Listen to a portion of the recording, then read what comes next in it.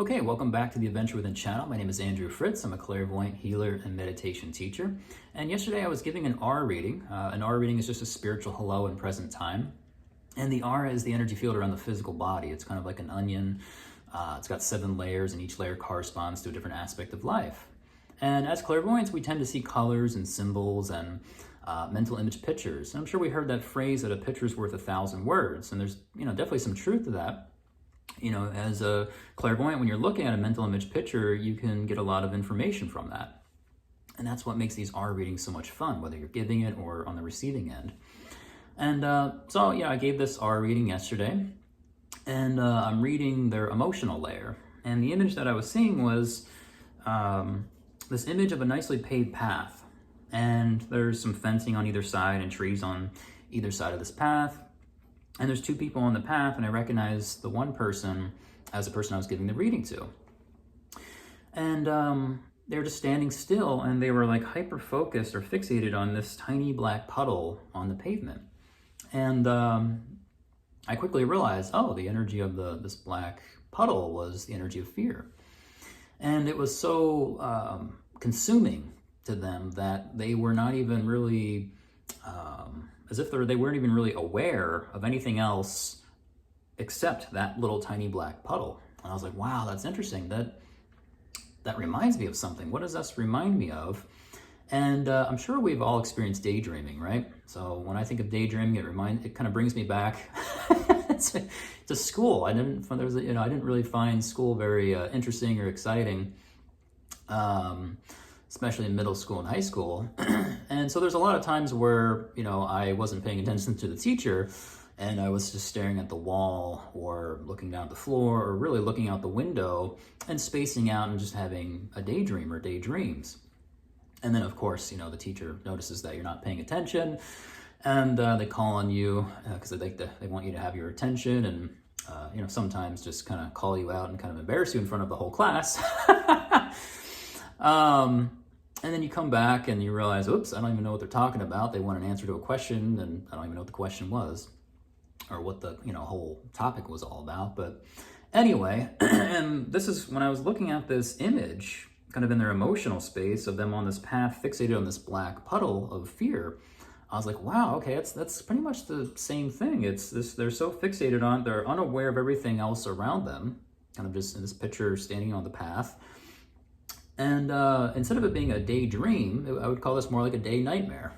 And I was like, wow, that's okay. Yeah, it is kind of like that. And this is I think the importance of meditation. Fear can be kind of intense, and it can kind of feel like it kind of gets a hold on us, and it can feel kind of like paralyzing almost. And so, there's different things to kind of, I wouldn't say combat that, but kind of how do we get our space? How do we work through the fear? And, there's some basic things you could do all the way to advanced things you can do. And, one simple thing is just grounding. If you're kind of in spirituality, I'm sure you've heard of grounding and different methods of doing that. And that's something that we teach at our online school. But essentially, your connection with the earth, and also getting in touch with earth energy. And I find that as a very simple, basic way of just kind of diffusing the fear, And I talked in recent videos about getting in touch with earth energy. Sometimes just getting out in nature, going for a walk or a hike, or if you're near a beach, go to the beach.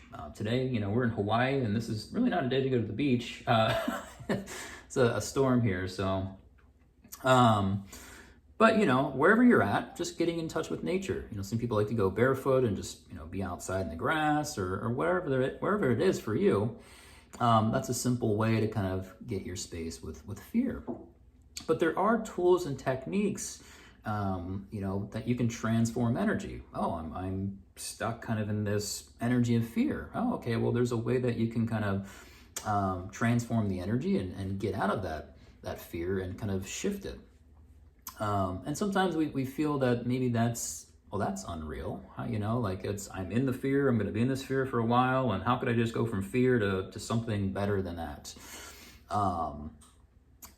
Sometimes we have that kind of notion or thinking with emotions, that, I have to be in this for this amount of time, and well, then I can move on.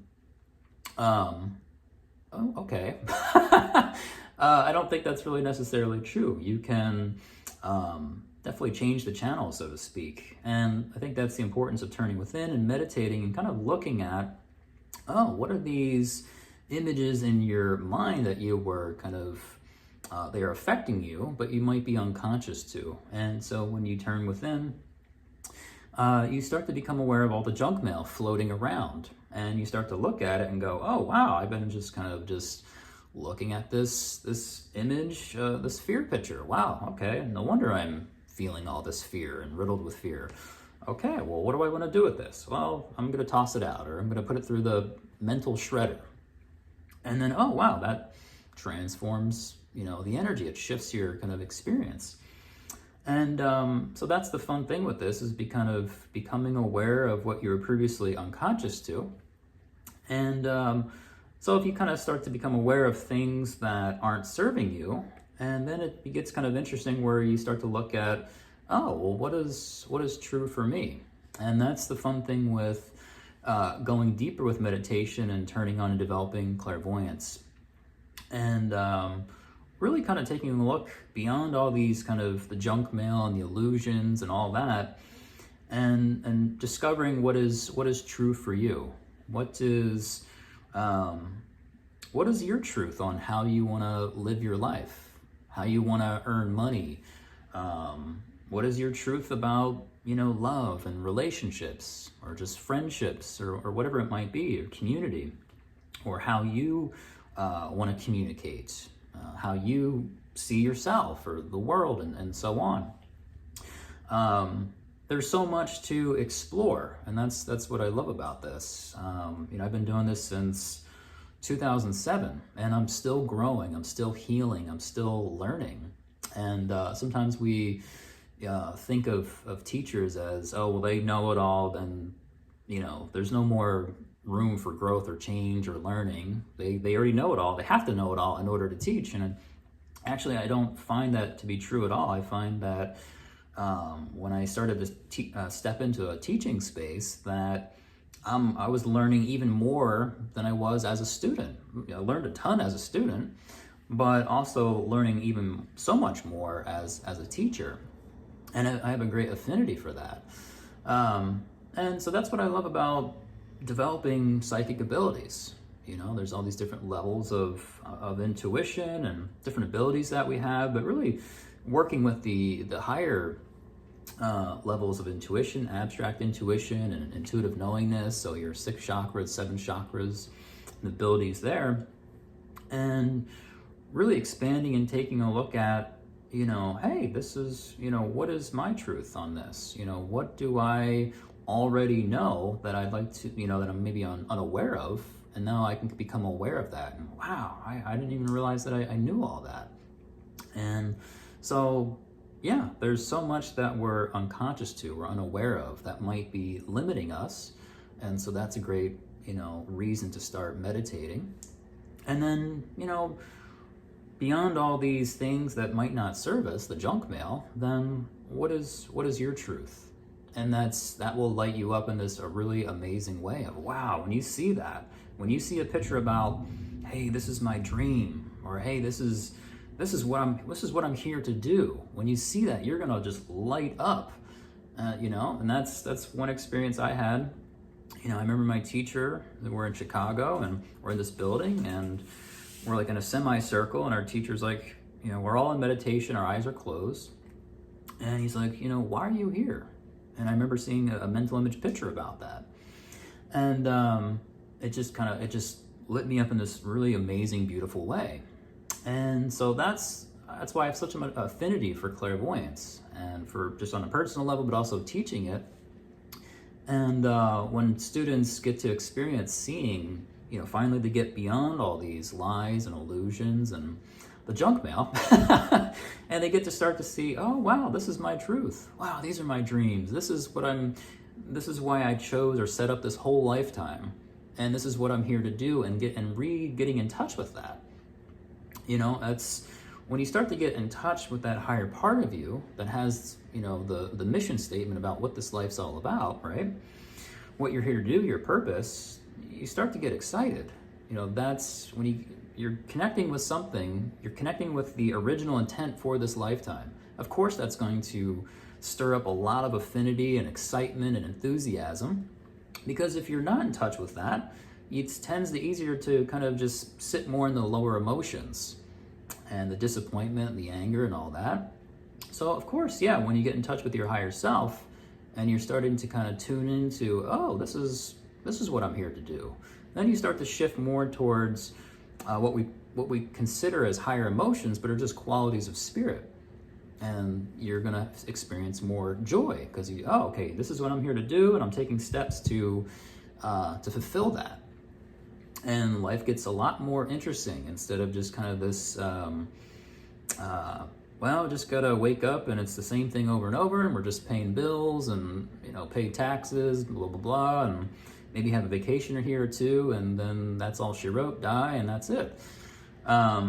There's a lot more to this body life than just that. We need to earn money and all that kind of stuff, but how do you want to go about doing that? You have a choice. And sometimes in life we think that we don't have a choice, that here's the plate I was dealt. Boy, does this plate not, I don't really like what's on the plate, but I just got to eat it anyway. And the thing with clairvoyance is you can kind of open your awareness up and realize, oh, no, I don't really want this plate. Actually, I want to create something different, something else. And just being aware that you can do that. You can transform energy. You can kind of transform your life. And I find that tuning into your higher self via that intuitive knowing, listening to your higher intuition, and it takes some time to, have some trust with that, because initially it can kind of seem a little scary. But when you get some trust, when you just decide, okay, I'm gonna fully trust in your own self, that you will take steps, you'll act, you'll follow through on this intuition, not just listening, but actually following through and taking steps, that life gets way more exciting. It becomes this really fun adventure, instead of it just kind of waking up and going, oh God, I've got to do this thing again. And it's more exhilarating. And it's not that just magically everything's better. There's going to be challenges and lots of growth and change and healing. But I think in the end, the long run, you're going to be a lot more happier when you follow your own intuition. And those answers, it's not outside yourself. That's the intuitive knowing, is you're tuning into yourself as a being. And that might not make sense to other people. And that is okay, because it is not for them, it is for you. And not being so concerned about what everyone else is thinking about what you're getting in touch with and the path that you're walking down. And because ultimately, you can walk down other paths, but man, that doesn't look too good, or this doesn't feel that great. And so kind of getting on the course where, oh, this is in alignment to my higher self. Wow, okay, it's a little scary, but this is exciting. And other people just might not make sense to them. And that's okay, it doesn't have to. And this is what I love about developing your psychic abilities, is that you can get in touch with different levels of intuition, get in touch with your higher self, and start to fulfill purpose, instead of just kind of walking through life and going, what is this? This doesn't seem quite right. I don't, there's some happiness here and there. It just seems fleeting. This doesn't feel like this is really what I'm here to do. There's got to be something else, something more. And what you're seeking is already within you. And it's just learning how to get in touch with that and let that start to unfold. So it becomes your reality, you start to live it. And that's what I'm very excited about, enthusiastic about, and what I love sharing with other people.